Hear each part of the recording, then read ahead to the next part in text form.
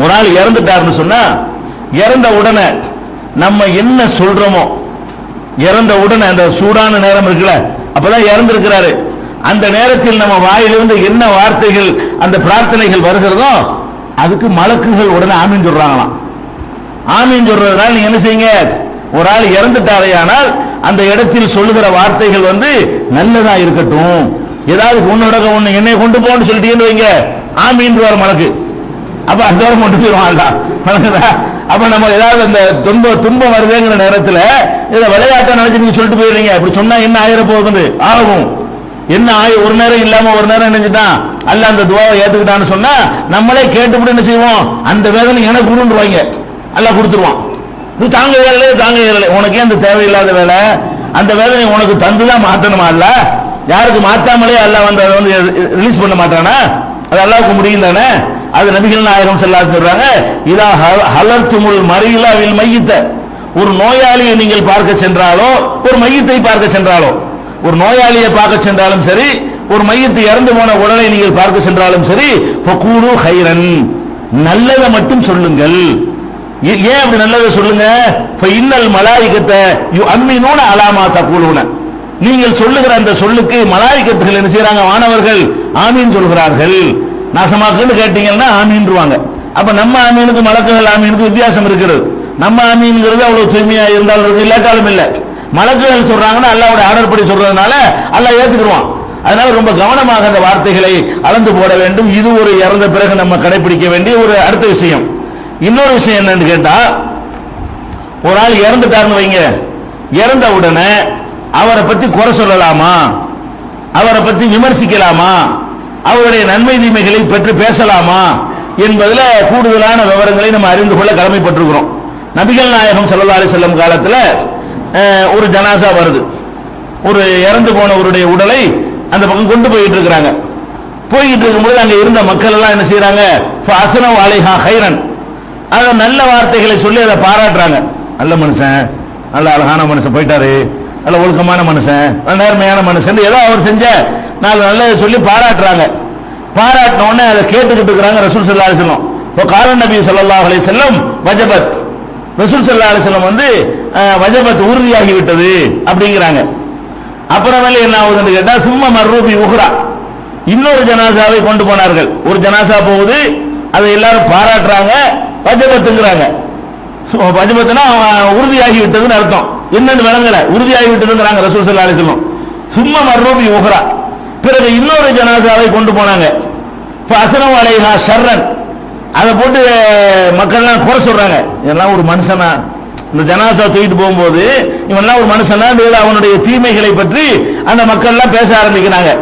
ஃபகால வஜபத், அப்ப ரசூல் ஸல்லல்லாஹு அலைஹி வஸல்லம் சொன்னாங்க உறுதியாகி விட்டது. ஒரு ஜனாசா போகும்போது இவர் நல்லவர்னு பாராட்டுறாங்க, அப்போ உறுதியாகி விட்டதுங்கிறாங்க. இவர் கெட்டவர்னு குறை சொல்றாங்க இன்னொரு ஜனாசாவுக்கு, அப்ப என்ன செய்யறாங்க, வஜபத்துங்கிறாங்க, உறுதியாகி விட்டதுங்கிறாங்க. அப்ப உமர் இல்லாம என்ன செய்யறாங்க, பக்கத்துல இருந்துட்டு மா வஜபத்தின உறுதியாயிடுச்சு, என்ன உறுதியாயிடுச்சு, சஸ்பென்ஸா பேசுறீங்கன்னு சொல்லி அவர் என்ன செய்யறாரு, ரசூல் ஸல்லல்லாஹு அலைஹி வஸல்லம் விளக்கம் கேட்கிறார். மா வஜபத், அது என்ன உறுதியாகி விட்டது?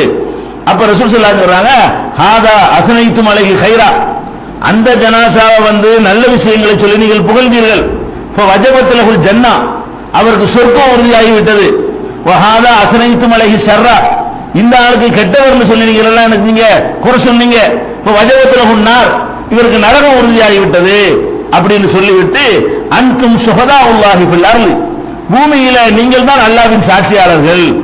அல்லாஹ்வுடைய சாட்சியாளர்களா யார் இருக்கிறீங்க? நீங்க தான் இருக்கிறீங்க. நீங்க எல்லாம் சேர்ந்து ஒரு ஆள் நல்லவர்னா நல்லவர் தான், நீங்க எல்லாம் சேர்ந்து ஒரு ஆளை கெட்டவர்னு சொன்னா கெட்டவர் தான். அப்ப நல்லவர்னு எல்லாரும் சொன்னவர்கள்லாம் என்ன செஞ்சாங்க, அவர் சொர்க்கம் கடமையாகிவிட்டது. கெட்டவர்னு சொன்னவர்கள் என்ன ஆயிட்டாங்க, நரகம் கடமையாகிவிட்டது. இது புகாரியில 1367வது ஹதீஸ், 2642வது ஹதீஸ்லையும் இடம் பெற்றிருக்கிறது. இதுல சில சந்தேகங்கள்லாம் உங்களுக்கு வரும். இது மாதிரி வேற இன்னொரு ஹதீஸையும் பாருங்க. அது என்ன ஹதீஸ்னா, நபி ஸல்லல்லாஹு அலைஹி வஸல்லம் சொல்றாங்க, ஐயுமா முஸ்லிமின், எந்த ஒரு முஸ்லிமாவது மரணித்து ஷஹிதலஹு அர்பஅத்தும் பி கைரின், 4 நபர்கள் அவரை பற்றி நல்லபடியாக சொல்வார்களே, ஆனால் எந்த ஒரு முஸ்லிமாவது மௌத்தா போயிடுறான், மௌத்தா போன ஆளை பத்தி 4 முஸ்லிம்கள் நல்லபடி சாட்சி சொல்வார்களே, ஆனால் அதுஹலஹுல்லாஹுல் ஜன்னா, அவரை அல்லாஹ் சொர்க்கத்திலே நுழைய வைத்து விடுவான் அப்படின்னு சொல்றாங்க. புக்குள்னா நாங்கெல்லாம் கேட்டோம், ஓ சலாசத்தும் 3 பேர் சாட்சி சொன்னா, 4 பேர் சாட்சி சொன்னா சொர்க்கத்துக்கு போயிருவாங்கிறாங்க ரசூல் ஸல்லல்லாஹு அலைஹி வஸல்லம். சஹாபாக்கள் என்ன கேட்கறாங்க, ஓ சலாசத்தும் 3 பேர் சாட்சி சொன்னார் அப்படின்னா ரசூல் ஸல்லல்லாஹு அலைஹி வஸல்லம் ஓ சலாசத்தும் 3 பேர் சொன்னாலும் சொர்க்கத்துக்கு போயிருவான் அப்படிங்கிறாங்க. மறுபடியும் இந்த விடாம இஸ்னானி, அப்ப 2 பேர் சொன்னா அப்படின்னு கேட்கறாங்க. அப்ப ரசூல் ஸல்லல்லாஹு அலைஹி வஸல்லம் இஸ்னானி 2 பேர் சொல்லட்டும், ஒருத்தர் நல்ல வேண்டிய செய்தேன் 2 பேர் சொல்லட்டும், அப்பவும் சொர்க்கத்துக்கு போயிருவான். சும்மலம் நசல்வனில் வாஹிது, ஒரு ஆள் தான் என்னென்ன கேட்கல, கேட்டா அதுக்கு என்ன சொல்லுவான்னு தெரியல. நாங்க 2 பேரும் கேட்டோம் 3 பேரும் கேட்டோம், எதை கேட்கல, ஒரு ஆள் சாட்சி சொன்னா அவருடைய கதி என்ன அப்படின்னு நாங்க கேட்கல.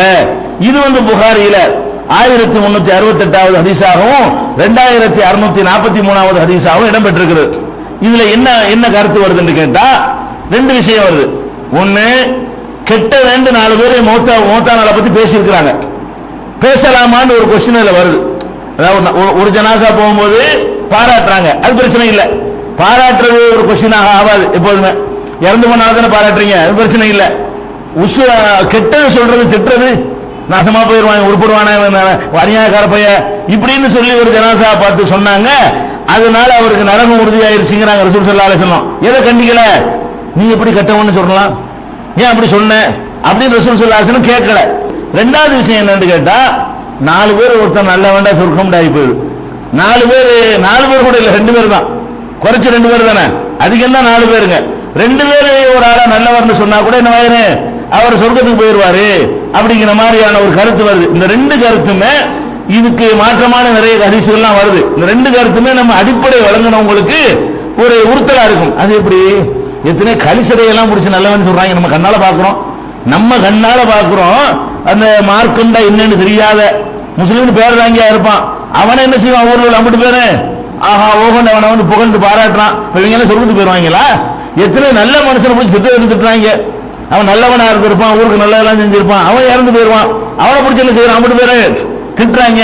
அப்ப நடைமுறையிலையும் பார்க்கணும், 4 பேர் சொல்ற விமர்சனம் எப்படி சரியா இருக்கு, 4 பேர் என்னத்தை வேண்டாம்னு சொல்லுவானோல அப்படிங்கிற மாதிரி ஒரு எண்ணம் நமக்கு வருகிறது.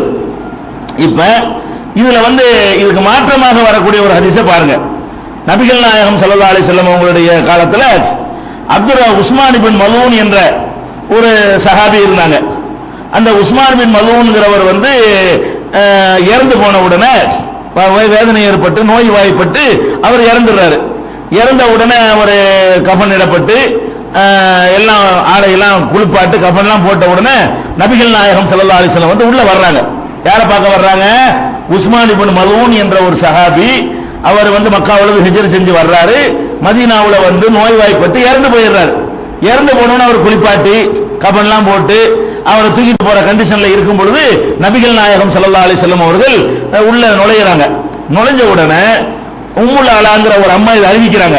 இந்த உம்முல் அலா சொல்றாங்க, நான் சொன்னேன் அந்த உஸ்மான் இப்னு மலூன் என்பவருடைய ஜனாசாவை பார்த்து ரசூல் ஸல்லல்லாஹு அலைஹி வஸல்லம் வரும்போது நான் சொன்னேன், ரஹ்மத்துல்லாஹி அலைக்க அபா சாயிப், சாயிபுடைய தந்தையே, சாயிப்னு ஒரு பிள்ளை இருந்திருக்கும், அதனால அவர் இப்படி கூப்பிடுறாங்க, சாயிபுடைய தந்தையே உங்களுக்கு அல்லாஹ் ரஹமத் செய்வானாக, ஃபஷஹாதத்தி அலைக்க, உங்களுக்கு நான் சாட்சி கூறுகிறேன், லக்கத் அக்ரமக்கல்லாஹ், அல்லாஹ் உங்களை நிச்சயம் கண்ணியப்படுத்திட்டான், அல்லாஹ் உங்களை கண்ணியப்படுத்தி விட்டான் என்று என்ன செய்யறேன், நான் சாட்சி சொல்றேன் அப்படின்னு இவருக்கு சர்டிபிகேட் கொடுக்குறாங்க. யாருக்கு, உஸ்மான் பின் மலூன் என்ற ஒரு சஹாபி, நல்ல சஹாபி, ரசூல் ஸல்லல்லாஹு அலைஹி வஸல்லம் ரொம்ப அன்பை பெற்ற ஒரு சஹாபி. அந்த சஹாபியுடைய ஜனாசாவுல இருந்து கொண்டு ரசூலுல்லாஹ் நிக்கிறாங்க. ஒரு அம்மா சொல்றாங்க, உம்முல் அலாங்கிற ஒரு அம்மா சொல்றாங்க, உங்களுக்கு கண்ணியம் தான், அல்லாஹ் உங்களை கண்ணியப்படுத்திட்டான், இந்த மௌத்தாயிட்டீங்கல்ல, மௌத்துக்கு பிறகு கண்ணியப்படுத்திட்டான் என்ன அர்த்தம், சொர்க்கத்துக்கு போனீங்கன்னு அர்த்தம். துன்யாவுல உசோட இருக்கும்போது கண்ணியப்படுத்துறா ஏதோ பதவிகள் இருந்து வச்சுக்கலாம், மௌத்தா போன பாடியை பார்த்துக்கிட்டு உன்னை அல்லாஹ் கண்ணியமாக்கி விட்டான் என்ன அர்த்தம், அவர் கன்ஃபார்மா சொர்க்கம் போயிருவார் நல்லடியாருங்கிற கருத்துப்பட அதை சொல்றாங்க. உடனே நபிகள் நாயகம் ஸல்லல்லாஹு அலைஹி வஸல்லம் கேட்டுட்டு அவங்களும் இருக்கிறாங்க. அவங்க சொல்றாங்க, வமா யுத்ரீக அன்னல்லாஹ கத் அக்ரமஹு, அவர் அல்லாஹ் கண்ணியப்படுத்துவான்னு உனக்கு எப்படி தெரியும், நீ யார் அதை சொல்றதுக்குங்கிறாங்க. இந்த அம்மா சொல்றாங்க, அவருடைய நல்லது கெட்டதெல்லாம் பார்த்து விட்டு அல்லாஹ் உங்களை கண்ணியப்படுத்துவானாக சொல்றாங்க. அப்படி எல்லாம் சொல்லிவிட்டு அப்ப ரசூல் ஸல்லல்லாஹு அலைஹி வஸல்லம் கேட்கிறாங்க, வமா யுத்ரீக அன்னல்லாஹ கத் அக்ரமஹு, அல்லாஹ் அவரை கண்ணியப்படுத்துவான் என்று உனக்கு எப்படி தெரியும், அதாச்சும் பரவாயில்ல. அதுக்கு அடுத்து சொல்றாங்க ஃபகுல்து பி அபி அன்த யா ரசூலல்லாஹ் ஃபமை யுக்ரிமுல்லாஹ், அல்லாஹ்வுடைய தூதரே என் தந்தை உங்களுக்கு அர்ப்பணமாகட்டும். இவர் அல்லாஹ் கண்ணியப்படுத்த யார் தான் கண்ணியப்படுத்துவான் சொல்லுங்க. நான் எனக்கு தெரிஞ்சு ஒரு நல்ல ஆளா இருக்காரு. என் வீட்டில் தங்க வச்சிருந்தீங்க, சகோதரத்துவம் ஏற்படுத்துவாங்கல்ல, இந்த அம்மாவுடைய வீட்டில் தான் அவர் வந்து சகோதரரா தங்க வைக்கப்பட்டிருந்தாரு. அப்ப இவரை கண்ணியப்படுத்தலன்னா ஃபமை யுக்ரிமுல்லாஹ், அல்லாஹ் யாரை தான் கண்ணியப்படுத்துவான் அப்படின்னு சொல்லி அவங்க கேட்கிறாங்க. அப்ப ரசூல் ஸல்லல்லாஹு அலைஹி வஸல்லம் சொல்றாங்க அம்மா ஹுவ ஃபகத் ஜாஹுல் யகீன், இந்த பாருமா அவருக்கு மௌத் வந்து விட்டது. வ இன்னீல அர்ஜூலஹுல் கைர, அவருக்கு நல்லது ஏற்படணும் நானும் ஆதரவு வைக்கிறேன், அவருக்கு நல்லதே கிடைக்கட்டும், அல்லாஹ் அவருக்கு நன்மையே செய்யட்டும் என்று நானும் நம்பிக்கை வைக்கிறேன். வல்லாஹி அல்லாஹ்வின் மீது ஆணையாக மா அத்ரி வ அனா ரசூலுல்லாஹ், நான் அல்லாஹ்வுடைய ரசூலா இருந்து கொண்டே சொல்கிறேன், எனக்கே தெரியாது மா யுஃபாலு பி, அங்க எனக்கு என்ன ட்ரீட்மெண்ட் தரப்படும் என்று எனக்கே தெரியாது. ஏதோ அல்லாஹ் அறிவிச்சு கொடுத்தானா ஒன்று ரெண்டு விஷயங்கள் தெரியும், அங்க எனக்கு என்ன செய்யப்படும் என்று எனக்கு தெரியாதுங்கும் போது இவருக்கு சர்டிபிகேட் கொடுக்க நீ யாரு? அல்லாஹ் கவனிக்கிறேன், எனக்கே தெரியாது, நான் அல்லாஹ்வுடைய ரசூல், எனக்கு என்ன செய்யப்படும் எனக்கே தெரியாது. இந்த கருத்துப்பட குர்ஆன்ல கூட வசனம் இருக்குது. எப்படி வசனம் இருக்குது? குல் மா குன்து பிதாமின ரசூல், ரசூல்மார்கள்ல நான் புதியவன் கிடையாதுப்பா, நிறைய பேர் வந்திருக்கிறாங்க, நான் தான் முதல்ல ரசூல் வர்றேனா, எனக்கு வந்து யாரும் வந்தது இல்லையா என்று நபியை நீங்கள் சொல்லுங்கள். வமா அத்ரி மா யுஃபாலு பி வலா பிகும், எனக்கு என்ன செய்யப்படும் உங்களுக்கு என்ன செய்யப்படும் என்று எனக்கு தெரியாது என்று நபியை நீங்கள் சொல்லுங்கள். அல்லாஹ் உத்தரவு போடுறான். நபிகள் நாயகம் ஸல்லல்லாஹு அலைஹி வஸல்லம் அவர்கள் மரணத்திற்கு பிறகு மறுமையில் அல்லாஹ் என்ன செய்வான், என்னென்ன அந்தஸ்துகளை கொடுப்பான், என்னென்ன பதவிகளை கொடுப்பான் என்கிற விஷயம் எனக்கு தெரியாது, உங்களை அல்லாஹ் என்ன செய்வான் என்றும் எனக்கு தெரியாது, அப்படி சொல்லுங்க என்று நபிகள் நாயகம் ஸல்லல்லாஹு அலைஹி வஸல்லம் அவர்களுக்கு அல்லாஹ் கட்டளையிடுறான். இந்த குர்ஆன் வசனம் சொல்லுகிறது ஒரு மனிதருக்கு மறுமையில் என்ன ஏற்படும் என்பதை நபிகள் நாயகத்துக்கும் அறிய முடியாது, மற்றவங்களுக்கு என்ன செய்யப்படும் என்பதை அறிய முடியாது. நபிகள் நாயகத்துக்கு என்ன மாதிரி அல்லாஹ் அது நடத்துவான் என்பதை இதை அறிவிச்சு கொடுத்தான். அதை தவிர சில அறிவிச்சு கொடுத்துருக்கலாம், சபாத்து செய்வேன் அப்படின்னு அல்லாஹ் அதை அறிவிச்சு கொடுத்துருக்கலாம். புகழுக்குரிய ஹவுலுல் கௌசர்ல வந்து நான் நிற்பேன் அப்படின்ற சொல்றாங்க, இது அறிவிச்சு கொடுத்துருக்கிறான். இப்படி அறிவித்து கொடுத்தவை தவிர மற்ற விஷயங்கள் என்ன எனக்கு நடக்கும், என்ன மாதிரி அல்லாஹ் என்னை வச்சிருப்பான் என்று எனக்கு தெரியாது என்று சொல்லு. அப்ப குர்ஆன் வசனம் என்ன சொல்லுது? ரசூல் ஸல்லல்லாஹு அலைஹி வஸல்லம் அவர்களுக்கு அவங்களுடைய முழு ரிசல்ட் தெரியாது, ஒரு அளவுக்கு தெரியும் சொர்க்கத்தை அல்லாஹ் கொடுப்பாங்கிறது, அது அந்த கேரண்டி இருக்கும். முன்பாவத்தை மன்னிச்சுட்டேன் பின்பாவத்தை மன்னிச்சுட்டேங்கிற அது தெரியுமே தவிர முழுசா என்னங்கிறது தெரியுமா தெரியாது என்று நீ சொல்லுங்கிறான். இந்த இடத்துல ரசூலுல்லாஹ் ஒரு பதிவு பண்றாங்க. உஸ்மான் இப்னு மதுன் நல்ல சஹாபியா இருந்து, இன்னும் சொல்ல போனா அந்த சாட்சி சொன்னாங்களே ஜனாசா யாருன்னு தெரியாது, ஒரு ஜனாசா போகுது, அது பாடிக்கு சொந்தக்கார ஆள் யாருன்னு விவரமே சொல்லப்படவில்லை, இது யாருன்னு தெரிகிறது. உஸ்மான் இப்னு மதுன் என்பவர் வந்து நல்ல ஒரு சஹாபி என்று தெரிகிறது. தெரிஞ்ச ஒரு ஆளுக்கு தெரிஞ்ச ஒரு சஹாபி பெண்ணு ஒரு நற்சான்று, இன்னும் சொல்ல போனா இவங்க வீட்டுல அவர் குடியிருக்கிறார், அகதியாக வந்து மக்காவில் இருந்து உம்முல் அலாங்கிற வீட்டில் தான் குடியிருக்கிறாரு. குடியிருந்ததுனால அவருடைய எல்லாத்தையும் பார்த்திருப்பாங்க, எவ்வளவு நல்ல மனிதனா வாழ்ந்தாரு. ஒரு வீட்டில் நம்ம வந்து குடியிருந்தோம்னா அந்த வீட்டில் உள்ளவனுக்கு நம்மளுக்கு தெரியுமா இல்லையா? அந்த மாதிரி தெரிஞ்ச ஒரு மனிதரை பற்றி நற்சான்று கொடுக்கும் பொழுது ரசூல் ஸல்லல்லாஹு அலைஹி வஸல்லம் இப்படி சொல்லக்கூடாது, அதை கண்டிக்கிறாங்க. அதே மாதிரி வந்து இன்னொன்று என்னன்னு கேட்டா, நபிகள் நாயகம் ஸல்லல்லாஹு அலைஹி வஸல்லம் உடைய காலத்துல ஒரு குழந்தையுடைய ஜனாசா கொண்டு செல்ல, இது வந்து புகாரியில 1243, 2687, 3929 இதுவும் புகார்ல தான் வருது. நீ சொல்லாத, அவர் அல்லாஹ் கண்ணியப்படுத்துவான்னு சொல்ற அதிகாரம் உனக்கு கிடையாது அப்படிங்கிறாங்க. அதே மாதிரி ரசூல் ஸல்லல்லாஹு அலைஹி வஸல்லம் உடைய காலத்துல ஒரு குழந்தையுடைய ஜனாசாவை கொண்டு போயிட்டு இருக்காங்க. அப்ப ஆயிஷா நாயகி என்ன செய்யறாங்கன்னு கேட்டா, ஹாதா உஸ்பூருன் மின் அசாஃபீரில் ஜன்னா, இது சொர்க்கத்து சிட்டுக்குருவி அப்படிங்கிறாங்க. முஸ்லிம் வீட்டு ஜனாசா, குழந்தை ஜனாசா, குழந்தைக்கு பாவமே கிடையாது. அப்ப அதனால ஆயிஷா நாயகி என்ன பண்ணிடுறாங்க, குழந்தைக்கு நரகத்தை அல்லாஹ் கொடுப்பான். அதனால அந்த ஒரு கிரவுண்ட்ல அவங்க என்ன செய்யறாங்கன்னு கேட்டா, ஹாதா உஸ்பூருன் மின் அசாஃபீரில் ஜன்னா, இந்த குழந்தை வந்து சொர்க்கத்து சிட்டுக்குருவிங்கிறாங்க. உடனே ரசூல் ஸல்லல்லாஹு அலைஹி வஸல்லம் செய்றாங்க, கண்டிக்கிறாங்க, அப்படி சொல்லாத, இது எப்படி நீ சொல்லலாம், அல்லாஹ் வந்து நரகத்துக்குன்னு சிலரை படைச்சு வச்சிருக்கிறான், அது அவனுக்கு தான் தெரியும், சொர்க்கத்துக்குன்னு சிலரை படைச்சு வச்சிருக்கிறான், அது அவனுக்கு தான் தெரியும். இவர் சொர்க்கவாசி இவர் நரகவாசி என்றெல்லாம் சொல்ற வேலை உனக்கு கிடையாது என்று நபிகள் நாயகம் ஸல்லல்லாஹு அலைஹி வஸல்லம் அவங்க அதை மறுக்கிறாங்க. அப்ப முரண்பாடு வருது. நபி ஸல்லல்லாஹு அலைஹி வஸல்லம் அவங்களுடைய அந்த அந்த முந்தி வந்த ஹதீஸ் இருக்குல்ல, 2 பேர் புகழ்ந்தாங்க, 3 பேர் புகழ்ந்தாங்க, நல்லவர்னு புகழ்ந்தாங்க, அவர் சொர்க்கவாசியா இருந்தாரு, கெட்டவர்னு சொன்னாங்க, அவர் நரகவாசியா இருந்தாருங்கும் போது மக்களே அதுக்கு சாட்சியாளர்களா இருக்கிறாங்கிற கருத்து அது ஒரு கிரவுண்டு. அதுக்கு நேர் மாத்தமா இதுல என்ன வருது, அல்லாஹ்வுடைய ரசூலா இருந்தா கூட சரி அங்க என்ன நடக்கும்னு சொல்ல இயலாது, உங்களுக்கு என்ன நடக்கும்னு சொல்ல இயலாது, உஸ்மான் இப்னு மலூன் போன்ற பெரிய சஹாபியா இருந்தாலும் அவருக்கு என்ன நடக்கும்னு சொல்ல இயலாதுங்கிறாங்க. இது குர்ஆனுடைய கருத்துக்கு ஒத்ததாக இருக்குது. அப்ப எப்படி இது விளங்கனே, ரெண்டுக்கும் இணக்கமான ஒரு முடிவுக்கு நம்ம வர வேண்டும். அது ஒரு தற்செயலான ஒரு சம்பவம். எது, அந்த ஜனாசாவை கொண்டு போனாங்கல்ல, புகழ்ந்தாங்கல்ல, சொர்க்கம் உறுதியாச்சுன்னு ரசூலுல்லாஹ் சொல்வதாக இருந்தா அந்த பற்றி ஒரு அறிவிப்பு வந்திருக்கிறது. அவர் புகழ்ந்தாங்க இல்லையா, புகழ்ந்ததுக்கு தோதுவாக ரசூல் ஸல்லல்லாஹு அலைஹி வஸல்லம் அல்லாஹ் என்ன செய்யறான், காட்டி கொடுக்கலாம். எத்தனை விஷயங்களை காட்டி கொடுத்தான். ஒரு கபருக்கு பக்கம் ரசூல் ஸல்லல்லாஹு அலைஹி வஸல்லம் போயிட்டு இருக்கிறாங்க, திடீர்னு நிக்கிறாங்க.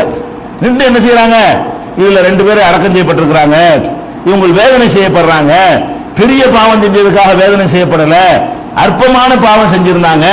ஒரு ஆள் வந்து சிறுநீர் கழிக்கும் போது மறைவிடத்தில் கழிக்காம 4 பேர் பார்க்கிற விதமாக இவர் சிறுநீர் கழிச்சாரு, இன்னொரு ஆள் கோல் சொல்லிக்கிட்டு திரிஞ்சாரு, அதுக்காக வேண்டி இவங்க வந்து தண்டிக்கப்படுறாங்கிறாங்க. இது ரசூலுல்லாஹ்வுக்கு எல்லாம் அறிவிச்சு கொடுப்பான். அதுக்காண்டி பார்க்கிற கபருக்கு எல்லாம் போய் வேதனை செய்யப்படுறது நம்ம சொல்ல முடியுமா, நம்ம சொல்ல முடியாது. நபிகள் நாயகம் ஸல்லல்லாஹு அலைஹி வஸல்லம் அவர்களுக்கு அந்த குறிப்பிட்ட 2 ஜனாசா போகுது பாத்தீங்களா, அப்படி போகக்கூடிய நேரத்தில் அல்லாஹ் அறிவிச்சு கொடுக்குறான், அவங்க சொர்க்கத்துக்கு உரிய ஆளுக்கு, நல்ல ஆளுக்கு. இவங்க இந்த மக்கள் சொல்ற சாட்சியமும் அல்லாஹ்வுடைய முடிவும் ஒத்து போனதை அல்லாஹ் காட்டி கொடுத்தான். அப்படி காட்டி கொடுத்த விஷயங்களுக்கு தான் இது பொருந்துமே தவிர, காட்டி கொடுக்காத யார் மௌத்தா போனாலும், யாருக்கு 4 பேர் சாட்சி சொன்னாலும் அவங்களெல்லாம் போயிடுவாங்க என்று இதை புரிந்து கொண்டால் இதெல்லாம் மறுக்கிற மாதிரி வந்துடும். எதை மறுக்கிற மாதிரி, உஸ்மான் இப்னு மலூனுக்கே சொல்லக்கூடாது, எனக்கே சொல்லக்கூடாது, யாரை பத்தியும் சொல்லக்கூடாது, குழந்தைக்கு கூட சொல்லக்கூடாது, சொர்க்கவாசின்னு சொல்லி சும்மா பாராட்டலாம், சேவை செஞ்சார் அது செஞ்சார் அப்படி பாராட்டலாம். அதனால் சொர்க்கவாசி என்று ஜட்ஜ்மெண்ட் பண்ண முடியுமா, ஜட்ஜ்மெண்ட் பண்ற மாதிரியான வார்த்தைகளை வந்து நம்ம சொல்லக்கூடாது என்று ரெண்டுக்கும் இணக்கமான ஒரு முடிவுக்கு வரணுமே தவிர இதை ஏற்று அதை மறுக்கக்கூடிய நிலைமைக்கு நம்ம வந்து விடக்கூடாது. ஒண்ணு. ரெண்டாவது என்னன்னு கேட்டா, நபிகள் நாயகம் ஸல்லல்லாஹு அலைஹி வஸல்லம் அவங்க இறந்து போனவங்களை பத்தி திட்டாதீங்க என்று கண்டிச்சிருக்கிறாங்க. இந்த ஹதீஸ்ல திட்டி இருக்கிறாங்க. ஒரு ஜனாசா கொண்டு போகும்பொழுது பாராட்டுறாங்க, கொஞ்சம் பேர் அது முடிஞ்சு போச்சு. இன்னொருத்தர் கெட்ட ஜனாசா கொண்டு போறாங்க, அதை எல்லாரும் திட்டுறாங்க. ஆனா நபிகள் நாயகம் ஸல்லல்லாஹு அலைஹி வஸல்லம் சொல்றாங்க, லா தஸுப்புல் அம்வாத், இறந்து போனவங்களை நீங்க திட்டாதீங்க, குறையே சொல்லாதீங்க. ஏன் சொல்லாதீங்க, ஃபஇன்னஹும் கத் அஃபு இலா மா கத்தமு, அவங்க என்ன அமலை முற்படுத்தி இருக்கிறார்களோ அதை அவங்க அடைஞ்சிட்டாங்க. நல்லது செஞ்சிருந்தா அந்த பரிசு அவங்க அடைய போறாங்க, கெட்டது செஞ்சிருந்தா அதுக்குரிய தண்டனை அடைய போறாங்க. உங்களுக்கு எனக்கு தேவையில்லாம மௌத்தா போன ஆளை பிடிச்சிக்கிட்டு திட்டுறீங்க, அவன் அப்படி நாசமா போவான், ஒண்ணும் இல்லை, கெட்டவன், உருப்பட மாட்டான், இவன் நரகம் தான், இப்படிங்கிற மாதிரி எல்லாம் நீங்க எதுக்காக திட்டணும், திட்டக்கூடாது என்று ரசூல் ஸல்லல்லாஹு அலைஹி வஸல்லம் அவங்க தடுக்கிறாங்க. இது புகாரியில் 1393வது ஹதீஸாக பதிவு செய்யப்பட்டிருக்கிறது. அப்ப இது வந்து முரண்படுது. இப்ப திட்டாதீங்க என்று தடை செய்யறாங்க. ஒரு ஆள் திட்டும் போது பார்த்துக்கிட்டு நீ சொன்னபடி கரெக்டா நடந்து போச்சு, எல்லாரும் திட்டுனீங்க அதனால ஒரு நரவாசி ஆயிட்டாரு அப்படின்னு ஒரு பக்கம் சொல்றாங்க. திட்டுவதை கண்டிக்கல, நீங்க சொன்னபடி நடந்துருச்சுன்னு அதை வந்து ஊக்குவிக்கிறாங்க. அப்ப வந்து இது ரெண்டும் முரண்படக்கூடிய நிலையை பார்க்கிறோம். அதே மாதிரி வந்து நபிகள், இது வந்து புகாரி 1393 இருக்கிறது. அதே மாதிரி முகீரா பின் ஷோபா ரலியல்லாஹு அன்ஹு அறிவிக்கக்கூடிய ஹதீஸ் வந்திருக்கிறது, லா தஸுப்புல் அம்வாத், இறந்து போனவர்களை நீங்கள் திட்டாதீர்கள், ஃபதூதுல் அஹ்யா, திட்டி உயிரோடு உள்ளவர்களுக்கு துன்பம் கொடுக்காதீங்க. ஒண்ணு வேற காரணம் சொல்றாங்க, நீங்க இறந்தவங்களை திட்டாதீங்க, அவங்க நல்லது செஞ்சாலும் அதை அவங்க அடைஞ்சிக்கிற போறாங்க, கெட்டது செஞ்சாலும் அவங்க அடைஞ்சிக்கிற போறாங்க, அதனால திட்ட வேணான்றாங்க. அது வேற காரணம். இங்க என்ன காரணம் சொல்றாங்கன்னா, நீங்க இறந்தால திட்டினீங்கன்னா அவன் அண்ணன் இருப்பான், அவன் மாமா இருப்பான் உயிரோட, அவன் நல்லவனா இருப்பான், அவன் மச்சான் இருப்பான், சொந்தக்காரங்க இருப்பாங்க, அவனை திட்டி இவங்களை புண்படுத்தலாமா? கெட்டவனாவே இருந்துட்டு போறான், அவனை போய் திட்டுறதுனால அவனுக்கு சொந்தக்காரங்க உசுரோட இருப்பாங்களே அவங்களுக்கு நீங்க நோவினைப்படுத்துறீங்க, அதனால நீங்க நோவினைப்படுத்த வேண்டாம், துன்புறுத்த வேண்டாம் அப்படின்னு சொல்லி நபிகள் நாயகம் ஸல்லல்லாஹு அலைஹி வஸல்லம் அவர்கள் கண்டிச்சது வந்து திருமதியில 1905, அகமதுல 17499 ஆகிய ஹதீஸ்கள்ல இடம்பெற்றிருக்கிறது. அதே மாதிரி ஆயிஷா நாயகி அவர்கள் அறிவிக்கிறாங்க. விக்கிர இந்த நபி ஸல்லல்லாஹு அலைஹி வஸல்லம் ஹாலிக்கும் பிசூயின், நபிகள் நாயகம் ஸல்லல்லாஹு அலைஹி வஸல்லம் அவர்கள் முன்னிலையில ஒரு இறந்தவரை பற்றி கெட்ட விதமாக பேசப்பட்டது. ரசூலுல்லாஹ்வுக்கு முன்னிலையில வச்சு செத்து போன ஒரு ஆளை பத்தி கொஞ்சம் கெட்ட விதமாக கெட்ட விமர்சனங்கள் செய்யப்படுகிறது. அப்ப நபி ஸல்லல்லாஹு அலைஹி வஸல்லம் சொல்றாங்க, லா தذكرு ஹல்காக்கும் இல்லா பிகைர், உங்கள இறந்து போனவர்களை நல்லதை தவிர வேற எதுவும் சொல்லாதீங்க. யாரு இறந்து போனாலும் சரி அவங்கள நல்லது மட்டும் நீங்க சொல்லணுமே தவிர அவங்கள பத்தி கெட்டதை சொல்லாதீங்க. இந்த ஹதீஸ்கள் எல்லாம் என்ன சொல்லுது? இறந்து போனவர்களை பற்றி நல்ல விஷயங்கள் இருந்தா 4 விஷயத்தை சொல்லலாமே தவிர கெட்ட விஷயங்கள் எதையும் சொல்லக்கூடாது என்று விளங்குகிறது. இன்னொரு அந்த ஹதீஸ்ல என்ன வருது? அப்படி சொல்லி இருக்கிறாங்க, அது நபி ஸல்லல்லாஹு அலைஹி வஸல்லம் அவர்களால் கண்டிக்கப்படல அப்படின்னு வருது. இப்ப நம்ம விமர்சிக்கிறதா வேணாமா? இறந்து போன ஆளுடைய தப்புகளை விமர்சிக்கலாமா விமர்சிக்க கூடாதா அப்படின்னு சொன்னா இதுக்கு விரிவான முறையில் இது ஆய்வு செய்யணும். இதுல எப்படி ஆய்வு செய்யணும்னு கேட்டா, நபிகள் நாயகம் ஸல்லல்லாஹு அலைஹி வஸல்லம் உடைய ஹதீஸ்கள் இருக்குது. அவங்களுடைய ஹதீஸ்களை அலசி ஆராயும் போது நம்ம என்ன செய்யறோம்? நிறைய பேரை விமர்சிக்கிறோம். எல்லாம் மூத்தப்பட ஆளுக்கு தான். இப்ப ஹதீஸ்களை சஹீஹ் லைஃப்னு பிரிக்கிறோம்லங்க, இந்த ஹதீஸ் சரியில்லை, இந்த ஹதீஸ் சரியானது என்றெல்லாம் நம்ம விமர்சனம் பண்றோம்ல. எப்படி விமர்சனம் பண்ணுவோம்? இந்த பேருடைய ஒரு ஆள் வர்றாரு, இவர் பொய்யரு. இந்த பேருடைய ஒரு ஆள் வர்றாரு, இவர் நினைவாற்றல் இல்லாதவர். இந்த பேருடைய ஒரு ஆள் வர்றாரு, இவர் இட்டு கட்டக்கூடியவர். இவங்க எல்லாம் உயிரோட இருக்கிறாங்க, இறந்து போயிட்டாங்க. அப்ப இறந்து போன ஆட்களை விமர்சிக்கலைன்னா மார்க்கமே இப்ப இல்லை. இறந்து போன ஆட்களை விமர்சிக்கலைன்னு சொன்னா புழுகு மூட்டையெல்லாம் ஹதீஸ் ஆகி போயிடும். அவங்களை அடையாளம் காட்டி தான் சரியான ஹதீஸ் இப்ப என்ன பண்றோம்? ஃபில்டர் பண்ணி எடுக்கிறோம். அப்ப இறந்து போனவர்களை விமர்சிக்க கூடாது, அவங்களுடைய குறைகளை சொல்லக்கூடாதுன்னு வச்சோம்னு சொன்னா பல பாதிப்புகள் நமக்கு ஏற்படுகிறது. அப்ப அதுக்கு இணக்கமான முடிவு என்ன என்று சொன்னால், நபிகள் நாயகம் ஸல்லல்லாஹு அலைஹி வஸல்லம் அவர்கள் பிறரை குறை கூறுவது பற்றி 2 விதமான அளவுகளை நமக்கு வைக்கிறார்கள். புறம் பேசுவது அல்லது கோல் சொல்வது, இதுகள் எல்லாம் மார்க்கத்தில் தடுக்கப்பட்டது நம்ம வழங்கி வச்சிருக்கிறோம். ஆனால் முழுசா தடுக்கப்பட்டதா இல்ல. இந்த எல்லாத்துக்குமே ஒரு தனி ஒரு அளவுகோல் இருக்குது. என்ன அளவுகோல்? மனித குலத்திற்கு அல்லது மார்க்கத்திற்கு நன்மை தரும் என்று சொன்னால் அது மாதிரியான ஒரு நிலையில இதெல்லாம் நீங்கள் செய்யலாம். ஒருவனை பத்தி கோலும் சொல்லலாம், ஒருவனை பத்தி புறமும் பேசலாம். இஸ்லாத்தினுடைய பொதுவான அடிப்படை என்ன? முதல்ல அந்த மனிதனை விட எது முக்கியமானது? மார்க்கம் முக்கியமானது. ஒரு மனுஷனை பத்தி பேச போறோம், இவனை பத்தி பேசுவது முக்கியமா மார்க்கம் முக்கியமான ஒரு அளவுகோல வச்சு பாத்தீங்கன்னா மார்க்கம் முக்கியமானது. இதை நீங்க ஃபர்ஸ்ட் விளங்கி கொள்ள வேண்டும். அதே மாதிரி சமுதாயம், ஒட்டுமொத்த சமுதாயத்துக்கு ஒரு நன்மையா இந்த ஒரு மனுஷன் இருக்கிறான், அவனை பத்தி நம்ம எச்சரிக்கை பண்ணல என்று சொன்னா, உயிரோட இருக்கிறவனோ செத்து போனவனோ அவனை பத்தி நம்ம எச்சரிக்கை பண்ணல என்று சொன்னா சமூகத்துக்கு பாதிப்பு ஏற்படும். அப்படிங்கிற மாதிரி இருந்தா நம்ம சமூகத்தை பார்க்கிறதா அந்த மனுஷனை பார்க்கிறதா? சமூகத்தை பார்க்கணும். அதுக்கு என்ன ஆதாரம் கேட்டா, நபிகள் நாயகம் ஸல்லல்லாஹு அலைஹி வஸல்லம் அவர்கள் அழகான ஒரு அளவுகோலை நமக்கு முன்னாடி வைக்கிறார்கள். அத்தீனு அன்-நஸீஹா. இந்த தீன் என்னன்னு விளங்கிக்க. தீன் என்று சொன்னால் நலம் நாடுவதுதான் தீனு. தீன் தான் என்னன்னு கேட்டா நல்லதை நாட வேண்டும் அப்படிங்கிறாங்க. அப்ப நாங்கள் கேட்கிறோம், லிமன், யாருடைய நல்லதை நாடுவது அப்படின்னு நாங்கள் கேட்டோம். அப்ப நபிகள் நாயகம் ஸல்லல்லாஹு அலைஹி வஸல்லம் சொல்றாங்க, லில்லாஹி வலி கிதாபிஹி வலி ரசூலிஹி வலி அய்மத்தில் முஸ்லிமீன வ ஆமத்திஹிம். 5 பேருடைய நல்லதை நீ நாடு. தீன் என்று சொன்னாலே நல்லதை நாடணும். யாருடைய நல்லதை நாடணும்? யாருக்கு நன்மை நாடணும்? லில்லாஹி, அல்லாஹ்வுக்கு இது நல்லதா? வலி கிதாபிஹி, அவனுடைய வேதத்துக்கு இது நல்லதா? வலி ரசூலிஹி, அவனுடைய தூதருக்கு இது நல்லதா? வலி அய்மத்தில் முஸ்லிமீன, முஸ்லிம் சமுதாய தலைவர்கள் இருக்கிறாங்களே, ஆட்சியாளர்கள், அவர்களுக்கு நல்லதா? வ ஆமத்திஹிம், பொதுவான முஸ்லிம் சமுதாய மக்கள் இருக்கிறாங்களே, அவங்களுக்கு நல்லதா? இவர்களுக்கெல்லாம் நல்லதை நாடுறதுக்கு பேர் தான் தீனு. வெறும் தொழுவுறது நோன்பு வைக்கிறது மட்டும் தீனு இல்ல. இவங்களுக்கெல்லாம் நீங்க செய்யற எந்த காரியம் செஞ்சாலும் அது அல்லாஹ்வுக்கு நன்மை தருமா, ரசூலுக்கு நன்மை தருமா, வேதத்துக்கு நன்மை தருமா, சமுதாய தலைவர்களுக்கு நன்மை தருமா, பொதுவான மக்களுக்கு நன்மை தருமா என்று பார்த்து நடப்பதுதான் தீனு. இது நபி ஸல்லல்லாஹு அலைஹி வஸல்லம் சொல்றாங்க. இது முஸ்லிம்ல 82வது ஹதீஸாக பதிவு செய்யப்பட்டிருக்கிறது. அதே மாதிரி இன்னும் பொய் சொல்வது நமக்கு தடுக்கப்பட்டிருக்குங்க. புறம் மாதிரி நபிகள் நாயகம் ஸல்லல்லாஹு அலைஹி வஸல்லம் சொல்றாங்க, லைஸல் கذாப் அல்லதி யுஸ்லிஹு பைனன் நாஸ், மக்களுக்கு மத்தியில் இணக்கம் ஏற்படுத்துவதற்காக பொய் சொல்றானே அவன் பொய்யனே இல்ல. சொன்னது பொய் தான். நன்மையை நாடுறான் பாருங்க, சமுதாயத்துக்கு நலம் நாடுறான்ல, நலம் நாடினால் அது எண்ணத்துல வராது, பொய் வராது. ரெண்டு பேரும் சண்டையா இருக்கிறாங்க, சேர்த்து விடுறதுக்காக என்ன செய்யறது, இவன் டைம் பொய் சொல்றது, பிரிச்சு விடுறதுக்கு நம்ம பொய் சொல்லிட்டு இருக்கிறோம்.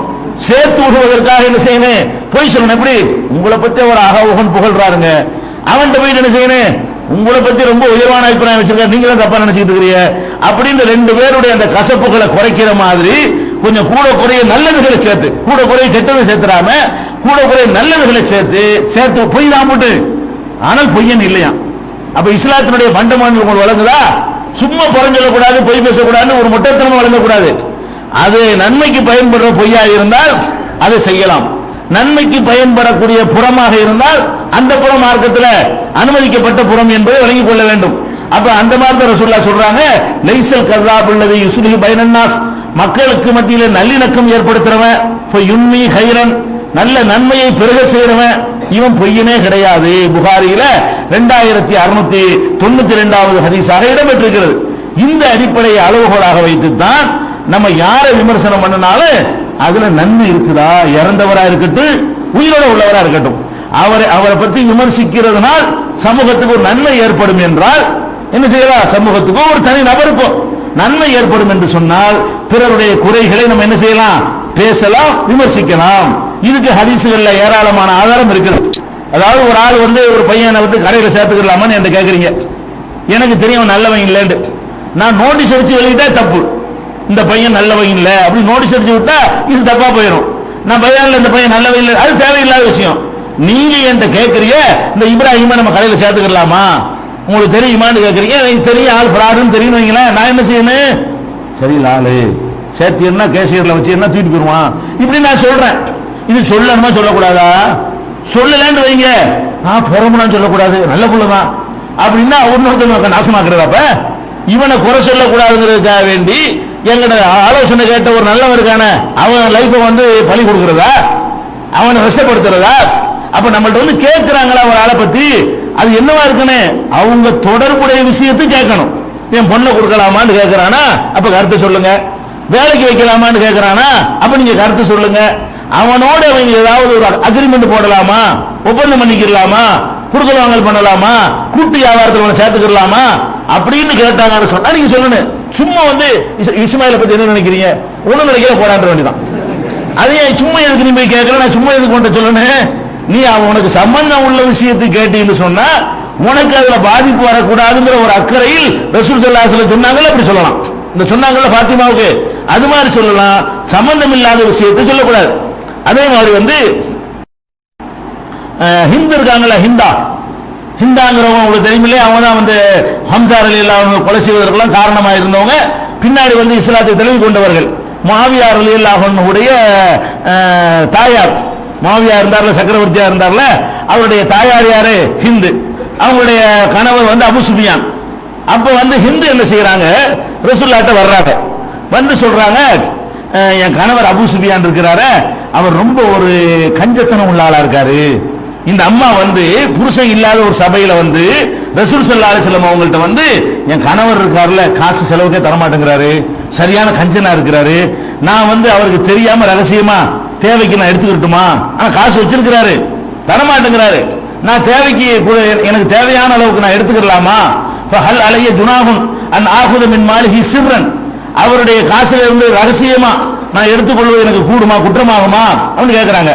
அப்ப ரசூல் ஸல்லல்லாஹு அலைஹி சொல்றாங்க, நீ எப்படி அவரை பற்றி என்னிடத்தில் புறம் பேசலாம் அப்படியா கேட்டாங்க. இது பிரச்சனை, இது எப்படி வாழ்வதுன்னு ஒரு பிரச்சனை. அப்ப ஒரு கேஸ் வழக்கு கோர்ட்ல போய் கேஸ் போட்டோம்னா, என் சொத்தை எடுத்துக்கிட்டானா அவனை பத்தி பேசினா, அவனு ஒரு ஆளுக்கு எதிராக நான் போய் கேஸ் போடுறேன்னா கோர்ட்ல என்ன சொல்லணும், இவன் இந்த மாதிரி பையன், அவன் சொத்து இல்லை ஏன் சொத்து அது எடுத்துக்கொண்டான்னு நான் குறை சொல்லித்தான் ஆகணும். அவன் இல்லாத நேரத்தில் கோர்ட்ல நான் மனு போடுவேன். அது மாதிரி உள்ள விஷயம் கோர்ட் ஜனாதிபதி ரசூலுல்லாஹ்ட்ட என்ன செய்யறாங்க, என் கணவர் தரமாட்டேங்கிறாரு, ஒரு வழி சொல்லுங்க. அப்ப ரசூல் ஸல்லல்லாஹு சொல்றாங்க, குதி அன்தி ஓ பனுகி மா யக்ஃபீகி பில் மஅரூஃப், உனக்கும் பிள்ளைக்கும் போதுமான அளவுக்கு நியாயமா எடுத்துக்கலாம், புருஷனுக்கு தெரியாம எடுத்துக்க. அவர் கஞ்சத்தனம் பண்ணாருன்னு சொன்னா, உனக்கு போதுமான அளவுக்கு செலவுக்கு தரலன்னு சொன்னா புருஷன்கிட்ட மட்டும் பொண்டாட்டி கேட்காம எடுத்துக்கலாம். ஆனா எப்படி எடுக்கணுமா, பில் மஅரூஃப், நியாயமா எடுத்துக்கணும். ஊதாரித்தனம் பண்றது இருக்கக்கூடாது, அநியாய செலவு எடுத்துக்க கூடாது. உனக்கு 100 ரூபாய் ஒரு நாளைக்கு செலவு இருக்கு, 75 ரூபாய் தர்றாரா, 25 ரூபாய் எடுத்துக்கணும், 500 ரூபாய் எடுக்க கூடாது. உனக்கு என்ன தேவையோ, நியாயமாக என்ன தேவையோ, அடிப்படையான விஷயங்களுக்கு என்ன தேவையோ அதனை எடுத்துக்கொள்ளலாம் என்று, தெரியாம எடுத்துக்கொள்ளலாம் என்று நபிகள் நாயகம் ஸல்லல்லாஹு அலைஹி வஸல்லம் சொல்றாங்க. இது புகாரியில 2211, 2460, 5359, 5364, 5370 ஆகிய ஹதீசுகள்ல இடம்பெற்றிருக்கிறது பார்க்கிறோம். இது புறம் தானே, இந்த புறம் கூடும். ரசூலுல்லாஹ்ட்ட வந்து ஹிந்தா அவர்கள் கணவனை பற்றி புறம்தான் பேசினார்கள். அது அவங்களுடைய வாழ்க்கைக்கு ஒரு நன்மைக்காக பேசினாங்க, குறை சொல்லி தம்பட்ட அடிக்கிறதுக்காக வேண்டி பேசவில்லை. அவ்வளவு வேண்டாம். நபி ஸல்லல்லாஹு அலைஹி வஸல்லம் அவருடைய மனைவி ஆயிஷாவின் மீது களங்கம் சுமத்தப்பட்ட நேரத்தில் ரசூல் ஸல்லல்லாஹு அலைஹி வஸல்லம் அவர்கள் அலியை கூப்பிட்டு ஆலோசனை கேட்கிறாங்க, உசாமாவை கூப்பிட்டு ஆலோசனை கேட்கிறாங்க, பரீராவை கூப்பிட்டு ஆலோசனை கேட்கிறாங்க. 3 பேரும் ஆயிஷா பத்தி சொல்றாங்க. உசாமா என்ன பண்றாரு, நல்ல அபிப்பிராயம் சொல்றாரு. ஆயிஷாவை பத்தியா கேட்கறீங்க, ஒரு அப்பளுக்கும் சொல்ல முடியாது. அலிட்ட கேட்கிறாங்க, அவர் என்ன பண்றாரு, ஏன் உங்களுக்கு பொண்ணா கிடைக்கல, டைவர்ஸ் பண்ணுங்கிறாங்க. உங்களுக்கு வேற பொண்ணா கிடைக்கல, பேசாம ஆளை அனுப்பிட்டு வேற கல்யாணம் பண்ணுவீங்களா அப்படின்னு ஒரு மறைமுகமா அவங்க என்ன செய்யறாங்க, ஆயிஷா நாயை பற்றி அலி ரலியல்லாஹு அன்ஹு குறை சொல்றாங்க.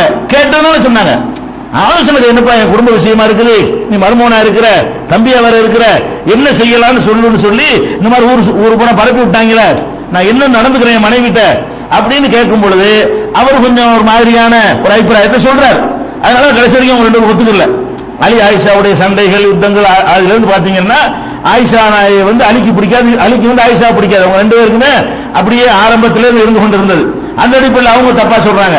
அதே மாதிரி பரீராவை கூப்பிட்டு கேட்கிறாங்க, ஆயிஷா நாயுடைய அடிமை பெண்ணா இருந்தாங்கல்ல, என்னமா செய்யுது, ஆயிஷா பத்தி என்ன நினைக்கிற, மாதிரி நல்ல பொண்ணு, அது ஒண்ணு குறையும் இல்ல, கொஞ்சம் அதிகமா தூங்குவாங்க, வேற ஒண்ணு கிடையாது. நான் பார்த்த ஒரு குறை என்னது, மாவு குழைச்சி வச்சு படுத்து தூங்கிடுவாங்க, ஆட்டுக்குட்டி சாப்பிட்டு போயிரு, அந்த அளவுக்கு கொஞ்சம் அதிகமா தூங்குறதை தவிர நான் அந்த ஆயிஷாவை பத்தி எந்த குறையும் நான் கண்டது இல்ல, படுத்த நல்லா தூங்கிடுவாங்க போல இருக்கு அப்படின்னு பரீரா வந்து சொல்லுவாங்க.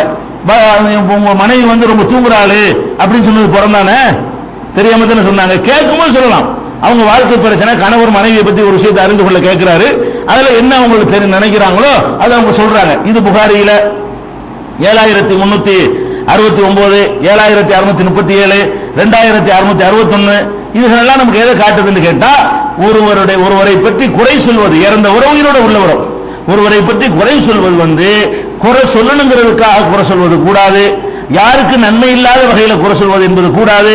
அவரை பற்றி குறை சொன்னால் அதனால் ஒருவர் பாதுகாக்கப்படுவாரு, அவரை பற்றி குறை சொல்லாமல் இருந்தா ஒருத்தர் பாதிக்கப்படுவாரு, ஒரு ஊர் பாதிக்கப்படும், ஒரு நாடு பாதிக்கப்படும், ஒரு மார்க்கம் பாதிக்கப்படும், ஒரு வணக்கம் பாதிக்கப்பட்டு போயிடும், தீனு பாதிக்கப்பட்டு போயிடும், ஒரு நபிமொழிக்கு பாதிப்பு ஏற்பட்டு போயிடும் அப்படின்னு இருக்குமையானால் ஒருவரை பற்றிய விமர்சனத்தை செய்வது எதுல வராது, புறத்தில் வர. அதனால ஹதீஸை விமர்சனம் பண்ணும் பொழுது நம்ம இந்த மாதிரி அவர் சரியில்லை, இவர் சரியில்லை, அவர் என்ன மாமா, நமக்கு ஒரு அறிவிப்பாளரை பற்றி பேசுறோமே, அவருக்கு நமக்கு கொடுக்கல் வாங்கல் இருக்கா, நமக்கு அவருக்கு சொந்தத்தை நம்ம பார்த்தாச்சு இருக்கிறோமா, அந்த அறிவிப்பாளர் சரியில்லை, இந்த அறிவிப்பாளர் சரியில்லைங்கிறோமே, அவன் நம்ம வேண்டப்பட்டாளா, எதுக்கு அதை பேசுறோம்? ரசூல் சம்பந்தப்பட்ட ஒரு ஹதீஸ், ரசூல்லா சொன்னாங்களா இல்லையான்னு அறிந்து கொள்வதற்கு இவரை தான் உரசுற நிலையில் நம்ம இருக்கிறோம். இவர் ஆறு சரியில்லை, அதனால இதை விட்டுருவோம் அப்படிங்கிறதுக்கு தானே தவிர வேற என்னத்துக்கு நம்ம அவரை பத்தி பேசிக்கிட்டு இருக்கிறோம்.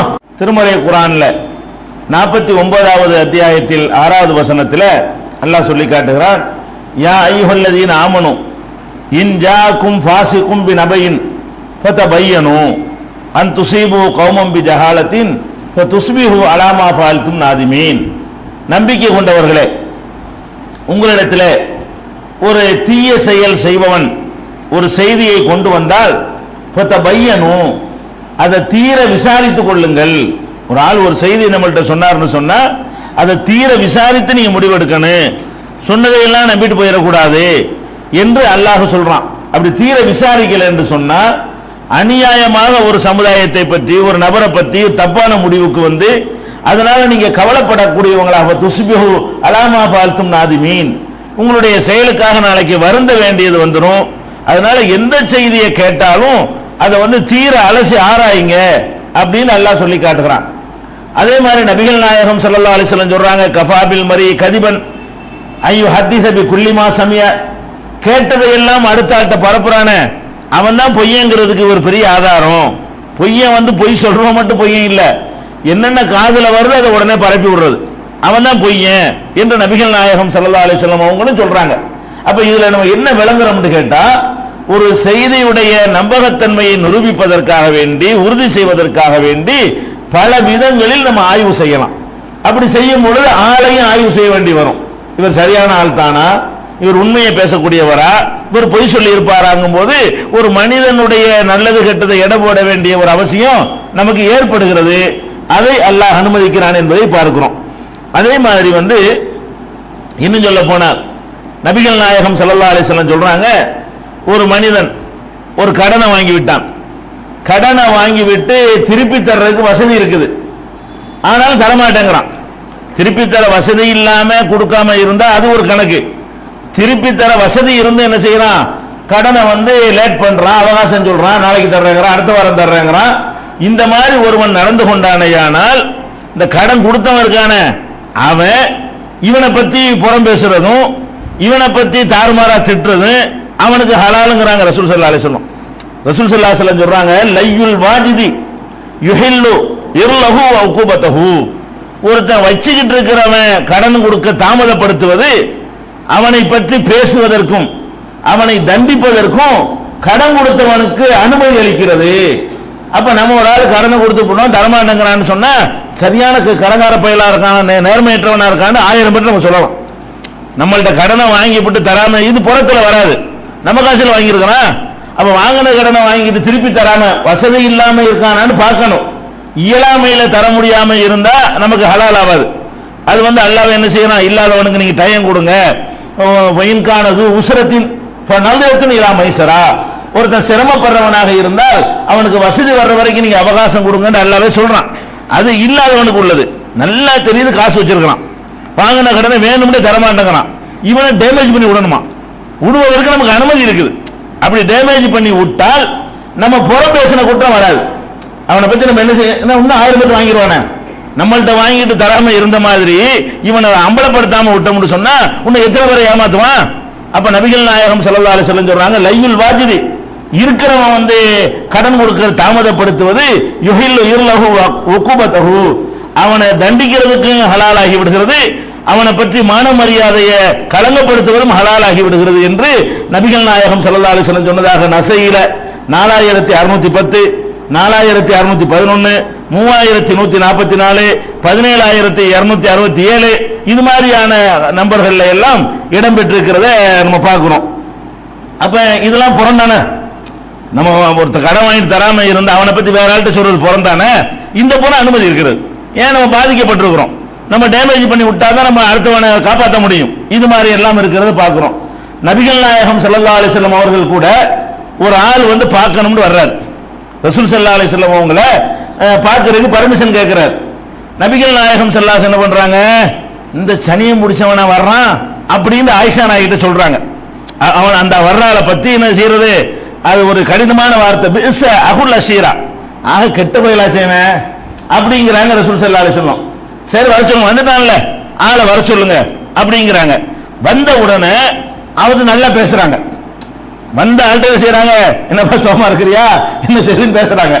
ஆயிஷா நாயகி கிட்ட சொல்றாங்க, இவன் மகா கெட்ட பைய அப்படிங்கிறாங்க. அப்ப அந்த ஆளை பத்தி ஆயிஷா நாயகி கிட்ட ஒரு தவறான ஒரு கருத்தை சொல்லிவிட்டு அவர் வந்தவன என்ன செய்யறாங்க, ரசூல் ஸல்லல்லாஹு அலைஹி வஸல்லம் அவர்கள் ரொம்ப சத்தை இலகி ரொம்ப சிரித்த முகத்தோட அவர்கிட்ட பார்த்து பேசிக்கிட்டே இருக்கிறாங்க. அவர் போனவன ஆயிஷா நாயகி கேட்கிறாங்க, என்ன இது நீங்க அந்த ஆள் மகா கெட்டவன், நீங்க உள்ள வரும்போது வந்தவன கலகலந்த வேண்டாம் அதை பேசிட்டு இருக்கிறீங்க அப்படிங்கிறாங்க. அப்ப ரசூல் ஸல்லல்லாஹு அலைஹி வஸல்லம் சொல்றாங்க, அதாவது அவன் கெட்டவன் தான், அவனை நான் இப்ப அடையாளம் காட்டலன்னா என்கிட்ட பேசிக்கிட்டு இருந்ததை வச்சுக்கிட்டு ஓ நல்ல ஆளு ரசூலுல்லாஹ் ரொம்ப நெருக்கமான ஆளுன்னு நினைச்சுக்க கூடாதுல. ரசூலுல்லாஹ்ட்ட ஒருத்தர் பேசிட்டு போகும்போது அம்பலப்படுத்தாம இருந்தா ஓ ரசூலுல்லாஹ் சிரிச்சு சிரிச்சு பேசுறாங்களே, இவர் ரொம்ப நேர்மையான ஆளா இருப்பார் போல இருக்க, ரொம்ப அப்படின்னு வந்துடக்கூடாது இல்லையா. அப்ப ரசூல் ஸல்லல்லாஹு அலைஹி வஸல்லம் சொல்றாங்க, இவனுடைய ஆயிஷாவே மத்தா அஹித்தனி ஃபஹாஷன், நான் எப்ப இந்த மாதிரி கெட்ட வார்த்தைகளை பேசி நீ பார்த்திருக்கிற, இந்த ஒருத்தனை பத்தி தான் பேசியிருக்கிறேன், நான் யாரை பத்தியாவது இப்படி பேசி இது வரைக்கும் பார்த்திருக்கிறியா, எத்தனை பேர் என்னை பார்க்க வந்திருக்கிறாங்களே, யாரை பத்தியாவது அப்படி பேசினா இந்த ஒருத்தன் அப்படிப்பட்டவனா இருக்கிறான், என்ன செய்யறது, நான் பேசுறேன். ஏன்னு கேட்டா இன்ன ஷர்ரன் நாசி இந்தல்லாஹி மன்சிலத்தன், அல்லாஹ்விடத்தில் மகா கெட்ட அந்தஸ்துக்குரியவன் யார் என்று கேட்டால் யௌமுல் கியாமத்துல மன் தரக்கஹுன் நாசு இத்திகா ஷர்ரிஹி, இவனால் வர்ற கேட்டுக்கு பயந்து யார் அவனை விட்டு ஒதுங்கி ஒதுங்கி போறாங்களோ அவன் தான் மகா கெட்டவன். இவனாண்டு போறாங்க பாருங்க, அவன் அப்படி ஒரு நிலைக்கு யார் ஆளாகி விடுகிறானோ அவன் தான் மனுஷன்ல மகா கெட்டவன். இவனை விஷயத்துல அப்படி நடக்க வேண்டி இருக்கிறது, இவனை கண்டா ஒதுங்க வேண்டி இருக்கிறது, அவ்வளவு கெட்டவன் சொல்றாங்க. இப்ப இது புகாரியில 6032வது ஹதீஸ், 6054வது ஹதீஸாக பதிவு செய்யப்பட்டிருக்கிறது. அப்ப இதே ரசூலுல்லாஹ் எச்சரிக்கை பண்றாங்க, ஒரு ஆள் வரும் பொழுது கெட்டவன் சொல்லி போட்டு வந்த ஒண்ணு என்ன செய்யறாங்க, இதெல்லாம் முனாஃபிக்தனம்லாம் கிடையாது, இது சமூக பாதுகாப்புக்காக வேண்டி, மக்களுக்கு எச்சரிக்கை பண்ணுவதற்காக வேண்டி, அவரை பத்தி சரியாக அடையாளம் காட்டுவதற்காக வேண்டி இப்படி எல்லாம் சொல்லலாம்.